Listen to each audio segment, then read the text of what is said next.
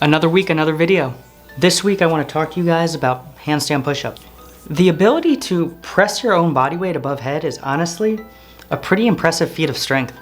Alright, with the handstand push-ups, I like to think of it as a skill strength.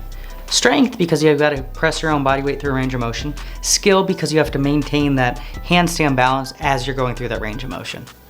This video is going to cover the strength components and the benefits of it. If you currently don't have access to a gym or you've plateaued in your upper body pushing strength, the chest to wall handstand push-up is a phenomenal movement to pursue. Disclaimer, this video is not going to cover the process of acquiring a handstand. You can either wait around till future videos where we go over that process, or if you check out the link below, you can access all my other programs if that's something you're interested in building simultaneously.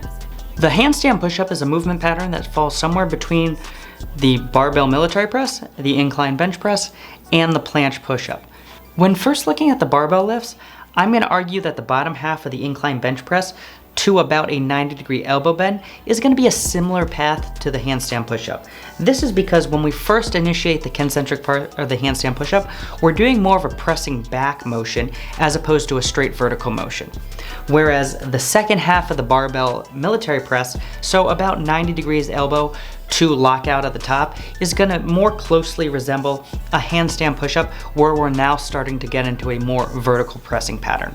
The reason why I also included the planche push-up is because with both barbell lifts, we're retracting the scapula and flaring the elbows out or internally rotating them. The planche push-up is going to teach us how to bend at the elbows with an externally rotated arm position and a protracted scapula. Something to keep in mind, with the incline bench press, your scapula is going to be in a fixed position, whereas with the barbell military press and the planche push-up, your scapula is going to have freedom to move. So if it's not obvious yet, the chest to wall handstand push-up is a crucial step in building my client's strength for handstand push-ups. Since this allows the individual to focus completely on the strength movement pattern component, irrespective of balance. To set up, you're going to first and foremost need a wall. Go figure. In terms of distance, I'd start with a forearm's length from the wall. From here you can play with bringing it slightly closer or further away based on your specific anatomy. You're going to want to aim to get your torso at roughly a 45-degree angle, as this will more closely mimic the torso angle in the freestanding handstand push-up. Being too close to the wall or vertical won't allow for optimal elbow and scapular positioning. Get yourself set up at the top of the handstand position. Most find a hand width slightly outside of shoulder width most comfortable, as well as most efficient. We want to avoid an excessively wide and narrow hand placement here. For those of you that can handstand, generally a hand width a tad wider than what you are used to with the handstand is most optimal here. Prior to breaking at your elbows, you're going to want to shift the weight into your fingertips so your shoulders are in front of your wrist joint. As you lower down, think about keeping the elbows in tight, protracting the scapula. I often tell my clients, think of this movement pattern like a yoga push-up or a skull crusher. Some prefer lowering to the top of their forehead, others prefer their nose. I don't think it really matters, just don't smash either area in the process. As you begin to press back up, push from the scapula, keeping the abs and glutes tight. A great point of reference to keep in mind is to always aim to have a straight line from your elbow to your wrist. If at any point in time that elbow drops behind that wrist joint, you're not optimally loading your upper body. The most common error we're going to see is flaring the elbows out or internally rotating them. This can simply be from a weakness or improper setup. With regards to the improper setup, this is going to be most likely crowding the wall too much, not giving the elbows enough room to perform the movement properly. The next common error is going to be too much lower body movement.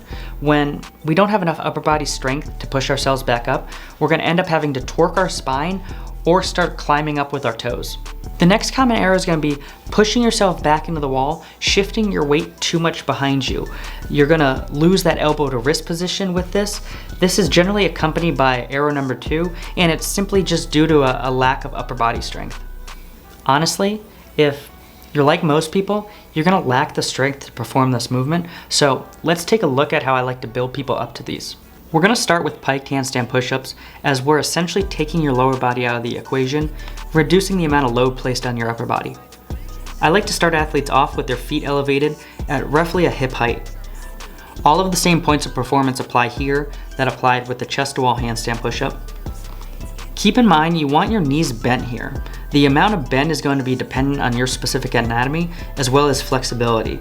The most common misconception is to keep the knees straight. Next we have full range of motion piked handstand push-ups. Typically jumping right from the piked handstand push-up to the chest to wall is too large of a jump, so I'll work athletes through a larger range of motion with the full range piked handstand push-up.